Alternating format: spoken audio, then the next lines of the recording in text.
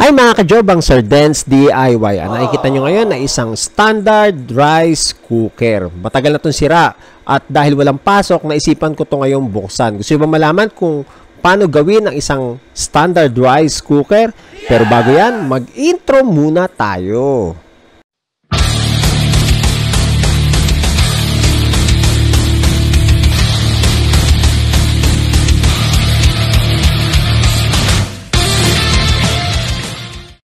To cut a long story short, pinas-forward ko na yung video. Hehe, joke lang. Kumuha ako ng tester at titignan ko yung continuity ng thermal fuse. Baka mamaya ito yung sira, thermal fuse, kasi wala talagang ilaw ang ating rice cooker. So, sa nagtatanong kung nasaan ang thermal fuse, yan, yung tinuturo ko ng pointer ng tester.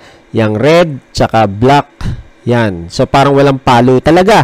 Unang tingin ko, thermal fuse ang sira nito. Hindi kasi pumalo ang ating tester Tatanggalin ko sana tong thermal fuse na luma, pero dahil mahirap, inuna kong luwagan tong kinakabitan ng power cord dito sa may supply niya.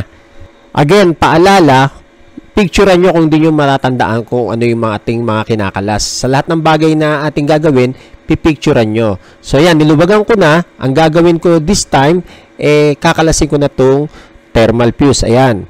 So, niluwagan ko yung pinaka-tornilyo. So, ayan. Magkabilang dulo. Ayun. Parang thermal fuse talaga kasi nalagot na, nalagot na yung pinaka-dulo ng thermal fuse. Parang nangitim na tong pinaka-wire ng thermal fuse. Kaya, positive.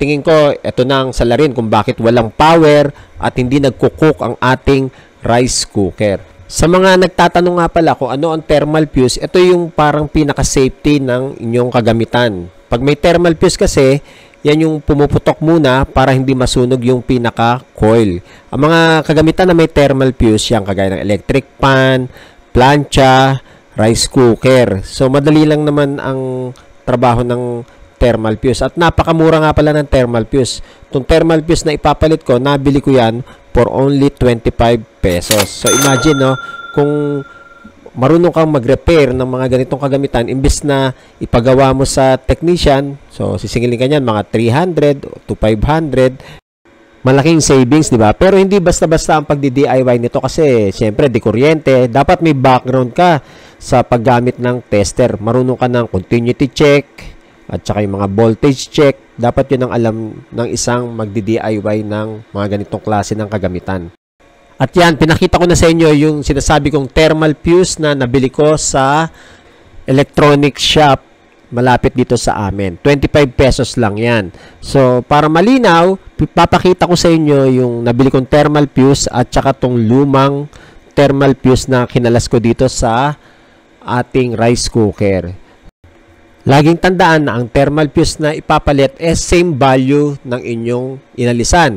So, ibig sabihin, dadali nyo yung luma. Pakita nyo dun sa tindahan o dun sa electronic shop kung anong value ng inyong ipapalit. At sasabihin nyo rin kung saan kagamitan. So, thermal fuse to ng rice cooker. Madali lang. At siya nga pala mga kajobang, kung nakikita nyo kung ano yung pinasok kong yan yung lumang insulator na nakakabit dun sa lumang thermal fuse. Ang ginawa ko, kinuha ko yan, nilagay ko dyan muna sa pinakabagong thermal fuse. Binalutan ko yung thermal fuse ng insulator na yan para hindi siya masyadong mag-init at may guard, kumbaga hindi mapuputol. Ngayon, regarding naman sa thermal fuse, kabilaan yan, wala namang polarity. Kahit alin dyan ang mauna yung ikabit. Kung yung nasa kanan o yung nasa kaliwa, pwede naman yan. Kahit magpalit, walang problema. At siya nga pala, medyo mahaba talaga yung nabibiling thermal fuse. Ang ginawa ko, hindi ko na pinakita dito sa video, pinutol ko na yan. Maganda yung sakto lang. Mula dito sa may power cord hanggang dun sa loob mismo. Sakto lang. Mga kajobang, naikabit na natin yung dito sa may power cord.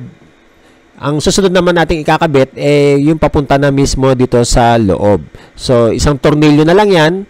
At siguraduhin mahigpit ang pagkakakabit at hindi siya maluwag. Kasi baka mamaya, pag medyo maluwag ang ating pagkakakalagay ng thermal fuse, baka matanggal din yan kalaunan dyan sa mismong loob ng rice cooker. Mga kajobang, yung nakita nyo dumaan, yun po ay yung aso ko, si Mojo. Nag-extra lang siya sa ating video.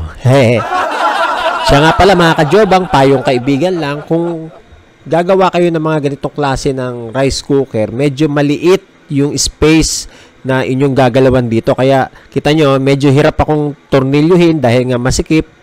Ang ginawa ko lang, tsaga-tsaga lang. Talagang hahawakan mo. At yan, naikabit na natin yung sa loob. At yung wire ng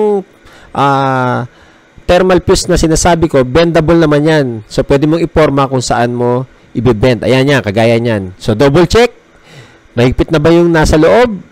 Yan. At itong nandito sa may outlet. Kung okay na, ay huwag kalimutang tornilyuhan itong sa kabitan ng power cord. 2 tornilyo lang naman yan. Yan. Make sure na mahigpit at hindi siya gagalaw-galaw. So, yan. Okay na yung dun sa kabila. Dito na tayo ngayon sa bandang kaliwa naman. Tornilyuhan lang. Higpitan. At ayan. Para siguradong hindi kakalas yung ating power cord pag dyan kinabitan. Sabi nga sa kasabihan, pag may tiyaga, may nilaga. At kung may rice cooker, may sinaing. Joke lang.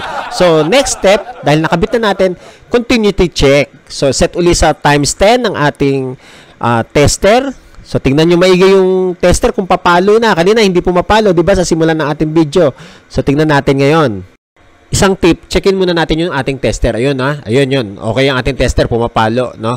So, ngayon, magkabilang dulo ng thermal fuse. Tingnan natin. Ayun, yun. Gumagalaw-galaw. Ibig sabihin, okay. Ayan na. Yun, pumalo na. So, yan, mga kajobang. Malaki na ang chance na buo na tong ating rice cooker kasi pumapalo na ang ating tester, kabilaan. Okay. Yan, pwede na sana nating testing ito, isaksak sa outlet. Pero ako, hindi ako nagte-testing ng merong mga bukas na parts ng isang kagamitan. Kagaya itong rice cooker. Bukas pa yung ilalim, ayoko i-test siya. So, para safe, lagi niyong tandaan, ibalik muna lahat in order, no? Para walang ground o walang makuryente. Make sure na lahat ay maibabalik muna natin ng tama bago natin i-plug sa ating outlet. Yan, plug natin. Tcharan! May ilaw na ang ating rice cooker. Ang susunod na tanong, ito ba ikukulo? Kasi nung nawalan to ng ilaw nun, nagwa-warm lang tapos hindi na kumukulo. Hilaw lagi ang sinaing. So, tingnan natin. A few moments later. Sabi nga sa commercial ng Motolite, kumukulo, kumukulo. Ayan, kumukulo na. Ibig sabihin, okay na ang ating rice cooker. Again, kung kayo bago lang sa aking channel, paki-like, subscribe, at hit the notification bell para laging updated sa aking mga susunod na video. Ako po si Sir Dens DIY na lagi nagsasabing, kung gusto mong magkaroon ng saysay ang iyong buhay, matuto kang mag-DIY. Paalam, babush!